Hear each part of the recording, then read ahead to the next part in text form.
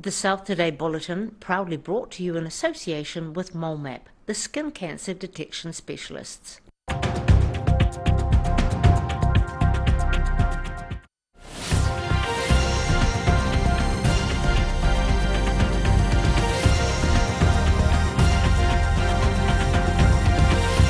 Tonight on the South Today, traffic in and out of Dunedin's at a standstill for most of the day after a fatal crash closed at State Highway 1.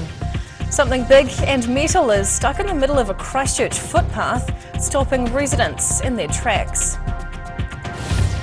And the next generation of southern farmers are getting their hands dirty, learning safety skills in the paddocks.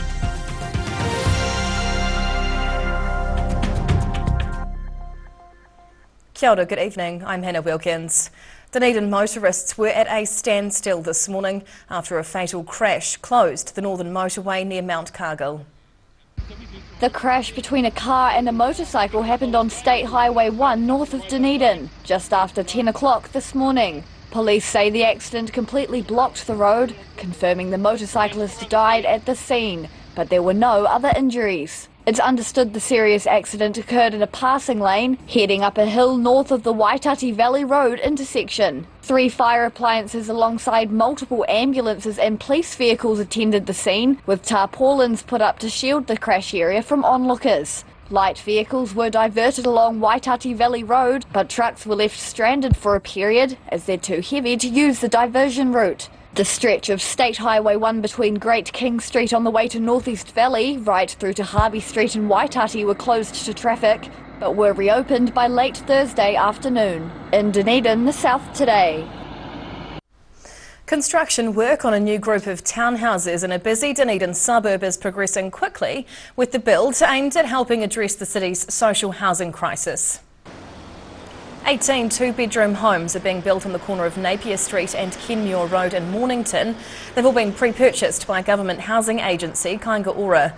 Developer TGC Homes says the speedy assembly of the building has been achieved through well thought out plans and preparation and smart building practices. The agreement between the housing developer and Kāinga Ora was formalised in July, just prior to construction getting underway.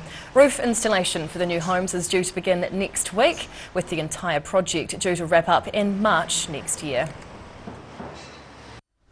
Residents and pedestrians in the Christchurch suburb of Linwood are having to sidestep around a large monolith object which has popped up in the middle of the footpath. Apartment developers widened the busy thoroughfare but shifted a telecommunication utility cabinet, so it now blocks the walkable part of the path. These Christchurch residents are having to negotiate around a large obstacle in their path. Residents in Linwood are baffled by the sudden appearance of a sizable monolith, which is blocking the Stanmore Road footpath. It's been installed right in the middle of the path, but the Christchurch City Council claims it's only received one complaint so far. They insist the location of the Chorus-owned telecommunications utility cabinet hasn't changed, and say recent development to construct apartments in the area has made the footpath slightly wider. The developer has then rebuilt the footpath around the utility cabinet, but one puzzled and annoyed resident says this has left very limited space either side of the box and reckons it's nuts that it was allowed to happen. Other locals are raising concerns about people with mobility issues who would struggle to get past the wide obstacle. The council says it's now trying to contact the developer to ask if they can agree to add additional footpath material either side of the manhole and cabinet to give more footpath width to the sides and around the cabinet. No target date for any improvements has yet been set. In Christchurch, the South Today. A Southland family are being divided in half ahead of the Northern and Southern Hemisphere rugby clash this weekend. The All Blacks are preparing to take on Ireland in the World Cup quarter-finals, which has left one Invercargill couple torn as they each support their home countries. Rugby rivalries making their way off the field and leaving this newborn baby in the middle. Ciara Dennison and Guy Barnsdale may be a loving couple, but this weekend they'll be fierce rivals, each supporting different teams in Sunday's World Cup quarter-final between the All Blacks and Ireland. Barnsdale seems to have scored the first points before the game's even kicked off, dressing their newborn Miles in New Zealand colours. Putting him in the All Blacks supporter kit over his Irish family, so It can be a little bit of banter going back and forth between my in-laws and family, but yeah, it'd be quite cool. But Denison's hopeful their son will be changed into green come finals time and is already predicting an Irish win over the ABs. But hopefully, if Ireland make it through to the final, that we can hopefully get one for him. It would be quite nice. Otherwise, I'll be swaddling him in the one of mine, my spare one. The couple insist they're not taking it too seriously and are just having a bit of fun. Guy admits it'll be a win-win either way, with plans to drink either Steinlager or Guinness after the match in celebration or drowning his sorrows. In Invercargill, the South Today. Central Otago's next generation of farmers are starting training early, with some rural youngsters getting a lesson in safety. Woomako School hosted a Farm Safety Day this week, giving pupils a head start for potential future careers, while also going home to teach mum and dad a thing or two as well. It looks like the future of farming is in good hands as these rural children practice putting out fires. Around 120 pupils from Omakau and Roxburgh area schools got some lessons in farm safety on Thursday, getting a head start on what could be their future career. The youngsters moved around 13 demonstrations across the day, including modules from the fire service and St John, teaching the children how to respond to emergencies on the farm. Like, just in case if someone gets hurt, and we can just... In like a paddock. Yeah, and like we can help people get safe and stuff. Assistance from parents help make the day run smoothly, with some offering up their trucks and tractors for the demonstrations. So it's really cool to see adults and children engaging in conversations with each other that are practical, that make sense, that are fun. You know, it doesn't have to be boring. Omakau School Principal Adele Banks hopes the day spreads the message of safety for the future farmers and is also hoping those messages make their way back home. Children get the messages, they take those messages home, and then hopefully next time they see dad heading off or mum heading off on the motorbike without a helmet, that's something they'll say, oh, we learnt that at school. Organiser Harriet Bremner hopes to take her Think Safe Brain campaign nationwide to teach rural schools across the country some potentially life-saving lessons. In Omakau, the South Today. Whai Yakane, still to come on the South Today. A sod turning ceremony officially marks the beginning of a special new school build in Dunedin, and small instruments played by 300 Dunedin school children make some serious noise at an annual event.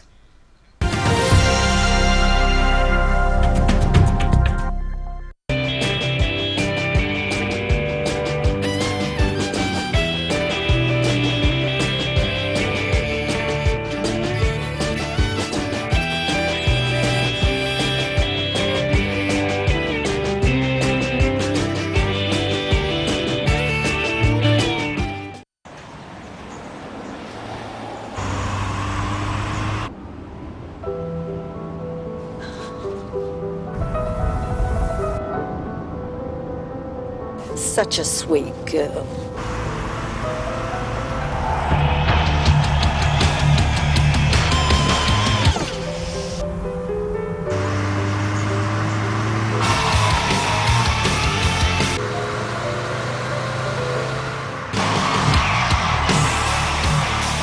What are you dreaming about?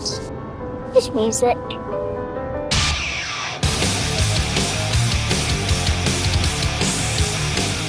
The Power of Dreams by Honda.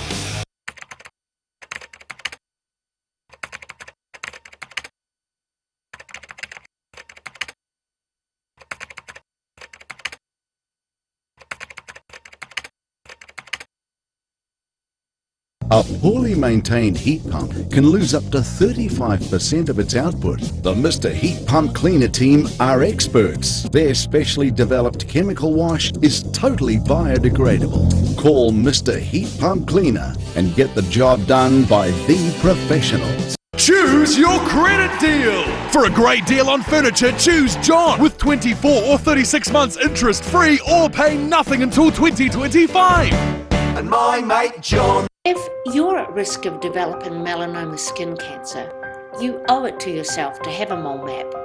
Mole map is coming to your area. Phone today to make an appointment. It could save your life. Here at Age Concern Otago, we offer a range of services to support Otago seniors to age well with dignity and independence. We provide social work support, visiting service, health promotion and social activities. Check out what we have on offer at ageconcernotago.com.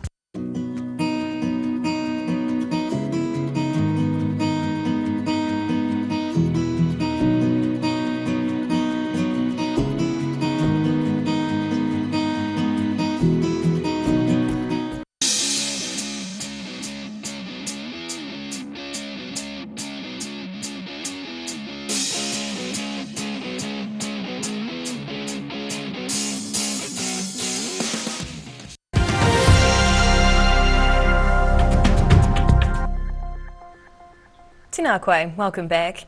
A Dunedin special needs school is one step closer to its new premises with a ceremony marking the beginning of construction work. Sarah Cohen's school in Caversham celebrated a milestone on Thursday morning as building work gets underway at their new premises in Carlton Hill. Students sung waiata and made the first dig at the sod turning ceremony, surrounded by parents, teachers and mana whenua. School principal Matthew Torfia says the new build's been a long time coming. There are plans to include an on-site hydrotherapy pool and a fully accessible playground. The school caters for special needs pupils from primary school age through to early adulthood. A proposal for the new school site was announced by the Ministry of Education back in 2018 with the aim of having it open for classes sometime next year. An orchestra of ukuleles has been providing entertainment at a Dunedin school, with all the small instruments being played by children. The 12th annual Ukulele Jam started on a high note, with hundreds of young musicians showing off their skills. This chorus of strumming children are using their colourful ukuleles to play some sweet Pacific sounds. Around 300 primary school pupils from across Dunedin put their musical skills to the test on Thursday, performing in a mass jam session at Tahuna Normal Intermediate School. The large ensemble were accompanied by a 5-piece band, led by Music Education Otago Secretary Alison Caldwell. Children learn songs back at school for the whole of the year, and then we come together in term 3 or term 4 to jam together.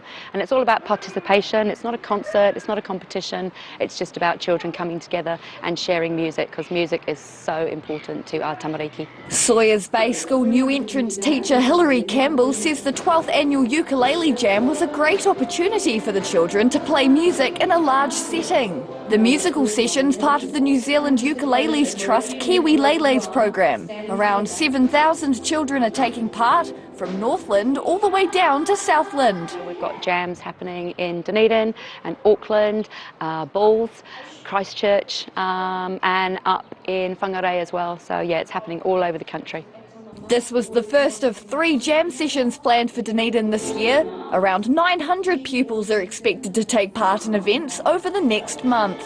In Dunedin, the South Today. And now recapping tonight's top stories on the South Today. State Highway 1 north of Dunedin has reopened after a fatal motorcycle crash near Waitati. Christchurch pedestrians are sidestepping a large electrical box awkwardly placed in the middle of a busy footpath. And Ormeco and Roxburgh school pupils got a head start on their farming careers, learning crucial lessons at a farm safety day.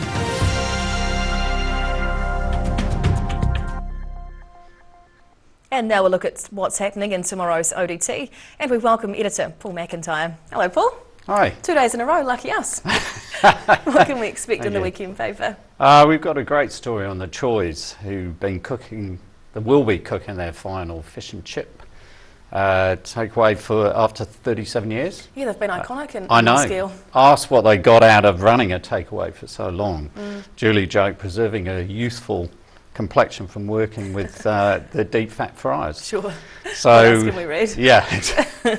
And we've interviewed an Invercargill family. Yeah. She's Irish, he's a Kiwi, and the baby's half and half. About who will have bragging rights on Sunday after the All Black Ireland quarter final. And finally, there's something happening tomorrow, but strangely we're not allowed to mention it in the paper, but we will have coverage of the election, obviously, online on the ODT on Saturday night, and obviously in Monday's paper. Big weekend all around. Yep, indeed. Paul, thank you for sharing this evening. Thank you. Time now for a look at the weather. The South Today weather, proudly brought to you by MoleMap, the skin cancer detection specialists. Looking at the situation, a very windy weekend lies ahead with widespread gales expected across the region on Saturday and Sunday.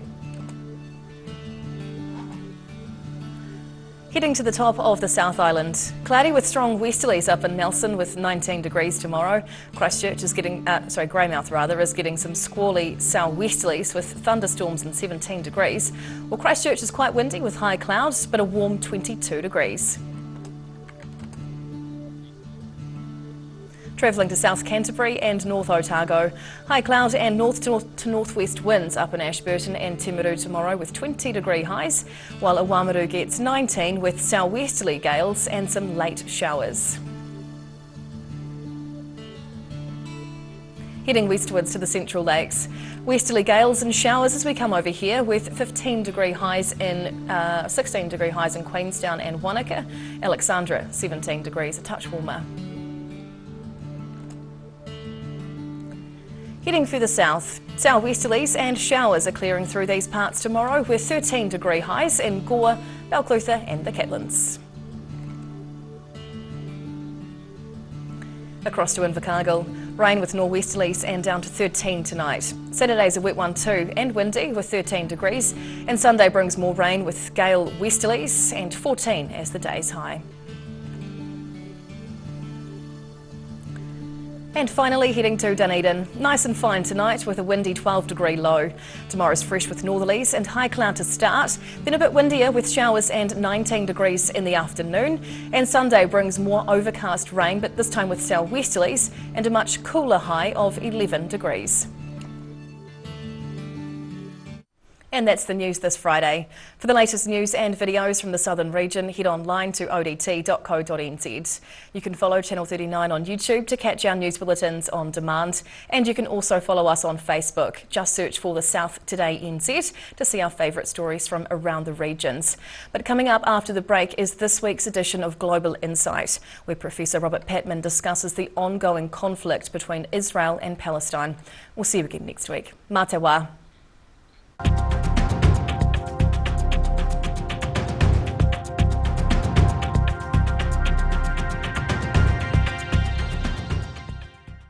Public interest journalism funded through New Zealand On Air.